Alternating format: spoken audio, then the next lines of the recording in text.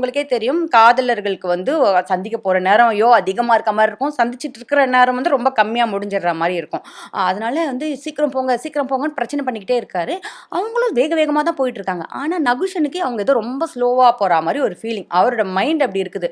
ஆனா என்னத்துக்கு இவங்க இப்படி ஸ்லோவா போறாங்க அப்படின்னு சொல்லி எட்டி எட்டி இந்த பள்ளக்குல இருந்து வெளியில எட்டி எட்டி பாக்குறாரு. எட்டி எட்டி பார்த்தோன்னா அவரா ஒரு ஐடியா அவருக்கு ஒண்ணு கிடைக்குது. என்னன்னா இந்த அகத்தியர் குள்ளமான முனிவர் உங்களுக்கு தெரியும்ல. எல்லாரும் பல்லக்கு இப்படி பிடிச்சிட்டு போனாங்க. அகத்தியர் குள்ளமா இருக்கிறதுனால அவரும் பல்லக்கு பிடிச்சிருக்காரு. ஆனா பல்லக்குல தொங்குறாரு. அவரோட ஹைட்னால அவர் தொங்கிட்டு போறாரு.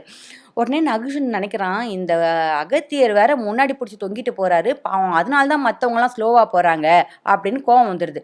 உடனே என்ன பண்றான், சீக்கிரம் போங்க சீக்கிரம் போங்கன்னா அகத்தியரை என்ன பண்றான், குச்சியை வச்சு குத்துறான். அதுக்கப்புறம் கொஞ்ச நேரத்துல வந்துட்டு காலால எட்டி எட்டி உதைக்கிறான். எவ்வளோ நேரம் தான் பொறுத்துப்பாரு அகத்தியர். அவருக்கு கோவம் வந்துடுது. அவர் கோவக்கார முனிவர் இல்லையா, அவருக்கு கோவம் வந்துடுது. இந்த சீக்கிரம் போங்க சீக்கிரம் சீக்கிரம் அப்படின்னு சொல்கிறேன் இல்லையா, அது வந்து அவங்க மொழியில் எப்படி சொல்லுவாங்கன்னா சர்ப்பன்னு சொல்லுவாங்க. சர்ப்ப அப்படின்னா சீக்கிரம் சீக்கிரம் அப்படின்னு அர்த்தம். ஸோ சர்ப்பன்னு சொல்லி தான் இந்த நகுஷன் அகத்தியரை எட்டி உதைச்சிருக்கான். உடனே பல்லக்கு கீழே வைங்க அப்படின்னு சொல்லிட்டு அகத்தியர் திரும்புறாரு.